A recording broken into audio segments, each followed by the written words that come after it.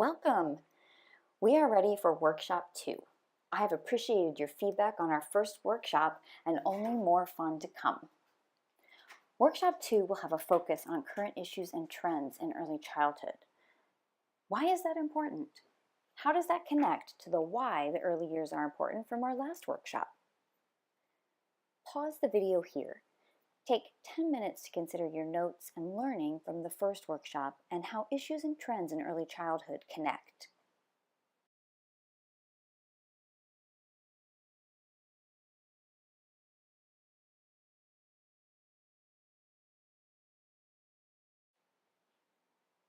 Changes. In recent child care reports, UNICEF suggests that a great change is coming over the child care industry.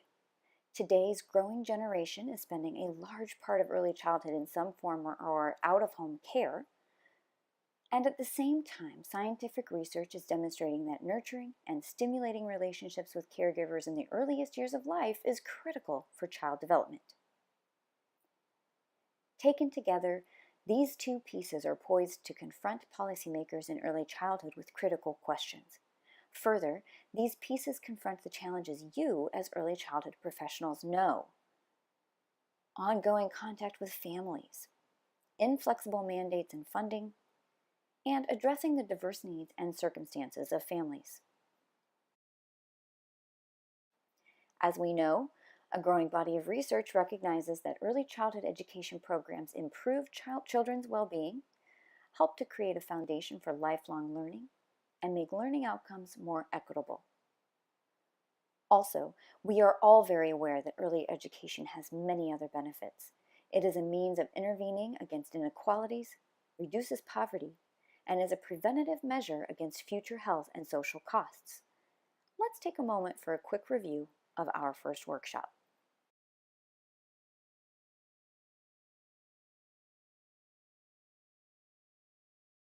Pedagogy. Workshop 1 covered pedagogy, executive function, and the workshop framework.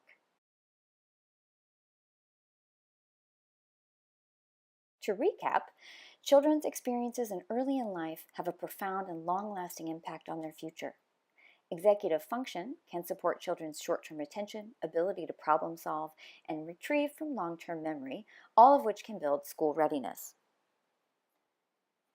Our early childhood pedagogy should support these elements.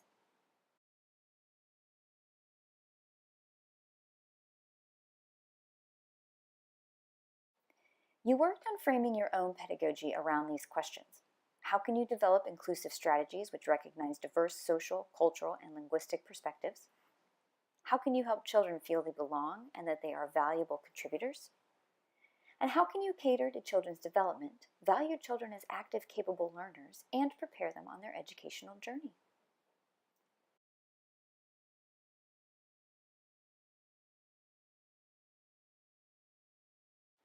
Let's briefly review the workshop framework. Discovering acknowledges children's interdependence with others and the basis of our relationships in defining identities. In early childhood and throughout life, relationships are crucial to a sense of discovery. Doing recognizes the significance of the here and now in children's lives. In early childhood, it is about the present and them knowing themselves, building and maintaining relationships with others, engaging with life's joys and complexities, and meeting challenges in everyday life. The early childhood years are not solely preparation for the future, but also about the present. Developing. Children's identities, knowledge, and understanding, skills, and relationships change during childhood. They are shaped by many different events and circumstances. Developing reflects this process of rapid and significant change that occurs in the early years as young children learn and grow. It emphasizes learning to participate fully and actively in society. Through discovering, doing, and developing, we know we need to meet the individual strengths and needs of each child so our work can support development into confident and capable adults.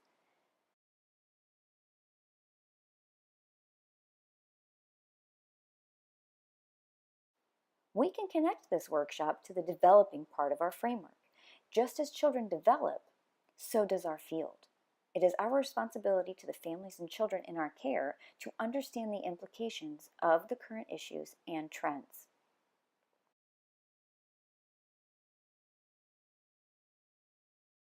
The National Association for the Education of Young Children, NAEYC. You've heard it, you are aware it exists, but have you recognized the depth? NAEYC's mission is to promote high-quality learning by connecting practice, policy, and research. That sounds a lot like the focus of this workshop: how current policy affects the field, including education for all children, understanding current research, and how that can be applied in the classroom. Who knew? NAEYC isn't only about accreditation and standards. They are the recognized entity in the United States in early childhood education. NAEYC is a professional membership organization that works to promote high-quality early learning for all young children by connecting early childhood practice, policy, and research. NAEYC advances a diverse, dynamic early childhood profession and is supportive of all who care for, educate, and work on behalf of young children. NAEYC covers topics such as developmentally appropriate practice, play, and enhancing your career. And NAEYC is made up of over 60,000 individual members of the early childhood community and more than 50 affiliates, all committed to delivering on the promise of high-quality early learning. Overall, NAEYC strives to achieve a collective goal: that all young children will thrive and learn in a society dedicated to ensuring they reach their full potential. Can you relate to that? Pause the video here and take 15 minutes to explore the NAEYC Strategic Direction resource. Write down 2 things that really speak to you.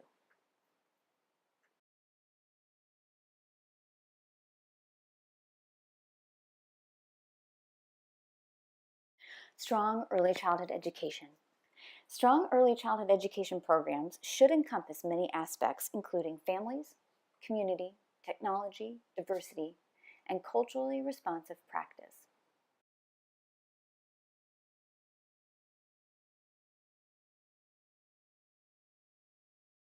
Family and community form the foundation for a child's early development. Elements of authentic involvement and cooperation with families can take many forms in outreach, support, and involvement. Let's look at some key elements to this. Families know their children best and are the first and most powerful influence on learning and development. The needs of each child should be considered in the context of their family composition, values, culture, and language. Involving parents and other important adults in activities connects them to their children's early development and enhances the child's learning. Children in early childhood settings benefit when they interact with local environments and community members that are part of their daily experiences. See the Strengthening Families resource for more information.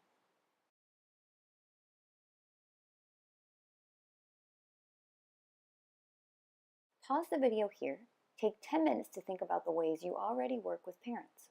Make a list, then go back over that list and dig deeper. How can you enhance what you are already doing?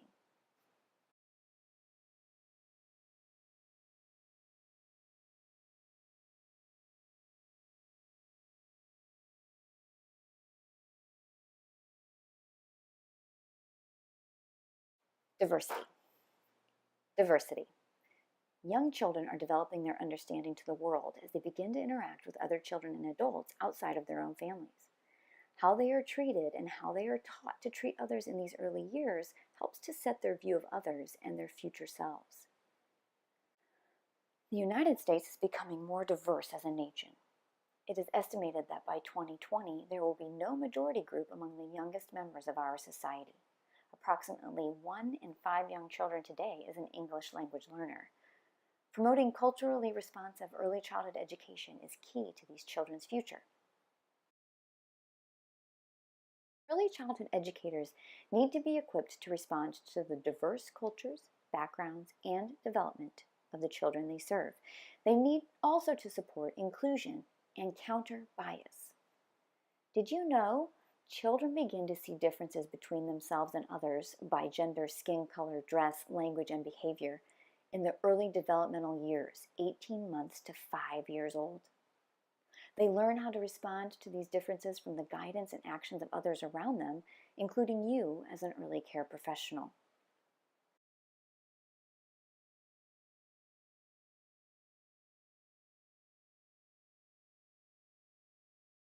Planning, monitoring, accountability. What can we do? Early childhood educators must first recognize and understand our own worldviews in order to understand the worldviews of our students. We must confront our own prejudices and biases. We must also learn about our students' cultures and work to perceive the world through diverse cultural lenses. Here are some tips for addressing bias. 1. Always and everywhere. We all must continue to analyze our work and leisure for bias. It is hard and challenging. You may feel overwhelmed when you first begin to think about bias. You may suddenly begin to see bias everywhere, in the news, on TV. You will also see it in your classroom, in the unspoken messages in children's books or game. Anti-bias teaching should be embedded in the curriculum rather than presented as a separate activity. In your classroom, make a determined decision to include anti-bias teaching somewhere every day. 2. Provide a model. All children need positive self-esteem. If positive images are readily available for your children, begin to think about how to bring diversity and balance into the classroom. If community images are not very positive for your children, make your classroom a secure place for building understanding. 3. Encourage interactions. All children experience diversity because our world is diverse. Focus on how to promote positive interactions. Build on the differences that exist in the classroom. Start with boys and girls, for example. As you help children recognize and respect the diversity of others, pay attention to the community you serve. Help your students learn sensitivity and erase fear. 4. Be appropriate. It is impossible for all classrooms to look the same. Be open to hearing other points of view. Reflect on your own childhood and on the lessons you learned to help you build your messages to children today.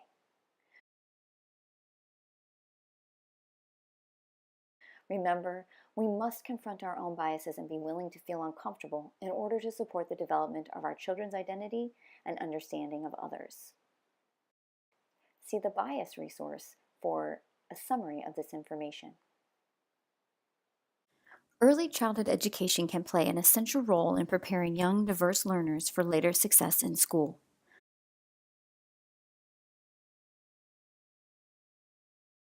In order to ensure your classroom is providing children with the skills they need, various strategies can be used. 1.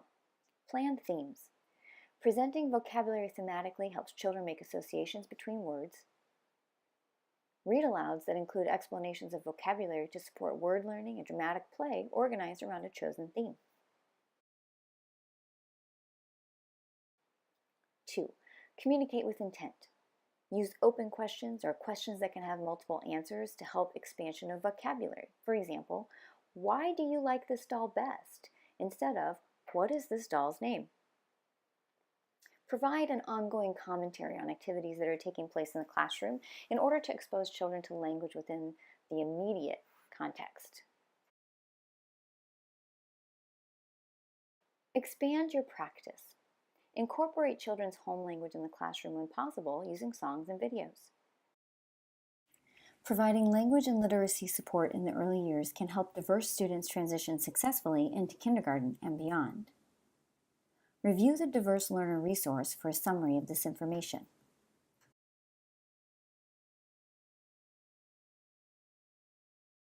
In regard to working with children with special needs, an inclusive classroom will include accessibility for all, and consideration is made for the unique needs of each child. Inclusive early education is about development of all children's abilities and skills. To build an inclusive classroom, use these following methods. 1. Person-first language. Remember that the child is first, not the disability. Always focus on the child first. This will translate to the children in your care. 2. Plan appropriately. As you do for all children, have high and realistic expectations for children with disabilities or developmental delays. 3. Collaborate. Connect with support professionals. As experts in working with children with disabilities, they will be a great help in meeting children's needs.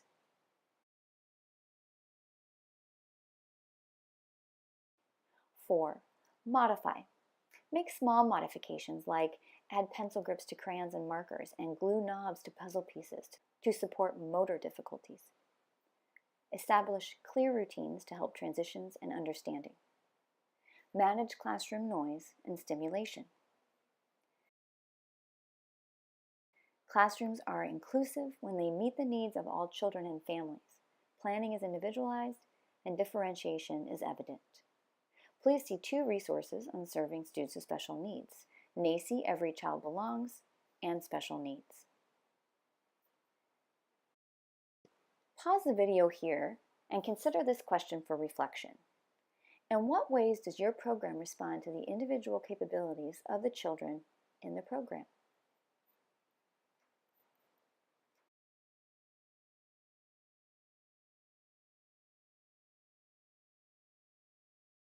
Culturally responsive teaching. Multicultural education just includes ethnic or racial issues. True or false? If you said false, you are correct. Multicultural and diversity education is much, much more. It is made up of ethnicity, race, gender, and socioeconomic diversity. It is an approach that, like anti-bias education, should be infused throughout teaching. To address anti-bias, English language learners, special needs, and multicultural education in your teaching, consider the following. 1. Know yourself. How do you respond to children's conversation when it includes topics such as skin color, race, and beliefs? Do you worry you might say something wrong? As an early childhood professional, know your values and beliefs regarding your role in facilitating children's understanding of these various diversity issues. Make a commitment to build self-awareness. Regularly reflect on practices and engage in new learning experiences, both individually and with colleagues. 2. Seek children's point of view. Engage with children as co-learners as they explore their environments. Know when to stand back and observe and when to enter children's play to stimulate thinking. Recognize and respect the learning pace of each child. 3. Assess the environment. Create strategies that value and promote children's cultural backgrounds and first or home languages. Ensure inclusive learning environments in which every child can participate. Consider multiple perspectives. Use a warm and respectful approach to support children's developing ability to express emotions and take other perspectives. Culturally responsive teaching involves diversity, equity, and inclusion as part of early learning. Our role is to help our children grow up with a sense of self and to promote the value of differing perspectives in responsive caregiving. Pause the video here, review the BIAS, English language learners, special needs, and culturally responsive teaching resources, and consider the following questions. What is my role when children's books reflect inaccuracies? Should I correct them? For example, in the book Silk Peony Parade Dragon by Elizabeth Steckman, the story portrays Chinese people keeping dragons as pets, focuses on a need for money, and the Chinese love of bargaining.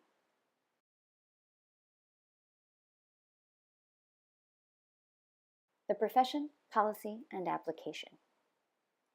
As early childhood professionals, we are driven to support and provide opportunities for young children and their families. However, we know the profession itself is faced with barriers, including funding and recognition. We need to be part of the conversation to make significant and sustained improvements. One way we can do this is through understanding the Every Student Succeeds Act. In 2015, the Every Student Succeeds Act, ESSA, was signed, elevating a focus on how early education positively impacts long-term education success.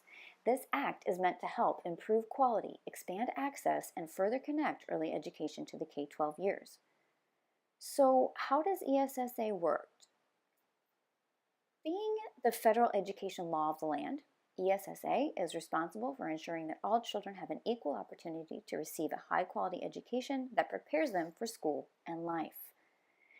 ESSA can help improve quality, expand access, and improve supports for families in underserved communities. It can create opportunity for all parts of the education system to be inclusive of early childhood programs. And it can help states and communities plan, coordinate, and expand early childhood offerings for low-income children. Ultimately, children and families benefit when early learning and K-12 systems are funded, connected, and integrated. ESSA provides new opportunities to achieve those important outcomes. Another way we can become part of the early childhood profession conversation is through NAEYC. Through research into theory and practice, NAEYC creates and revises position statements on various topics in early childhood education. One in particular is the Power to the Profession initiative. In January of 2017, over 60 early childhood education leaders began the Power to the Profession initiative. The project will result in a framework foundation to define the early education profession. Involved in this are some of the future steps to improve early education. This involves brain research and, of course, the established Power to the Profession. Both resources are provided for your review. To put it simply, our children today will become tomorrow's citizens, workers, and parents. Our society needs to hear from us the facts that if we invest wisely in young children and families, it is a foundation for future productivity, community development, and responsible citizens. Additionally, recognizing quality early education environments is more likely to be more effective and less costly than addressing these problems when these children become adults. Be a voice. Pause the video here. Take 20 minutes to review the resources on brain development and the power to the profession. How will you apply these in your classroom? As we finish, remember it is normal for young children to be curious and maybe even wary of the differences they notice in others.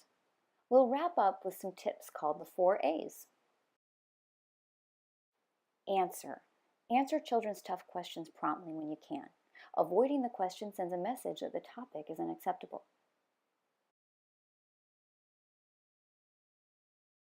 Answer what they ask. Keep your answer simple and to the point. If the child needs more information, they will ask, and a long scientific explanation is often more than the child needs or wants.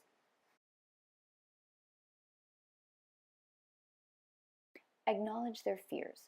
Be sensitive to how young children may see things from an egocentric perspective. For example, did that person do something bad and became disabled?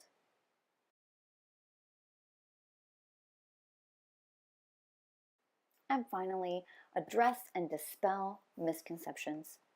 Fear and misunderstanding often comes from inaccurate information that a child may have learned from peers or the media. Please pause the video here and reflect on what you have learned in this workshop and take time to finalize your thoughts. Consider a plan for organizing the resources you're getting. We will close with your optional action point. Review the bias, English language learner, and special needs and culturally responsive teaching resources and consider the following questions. What is my role when children's books reflect inaccuracies? Should I correct them?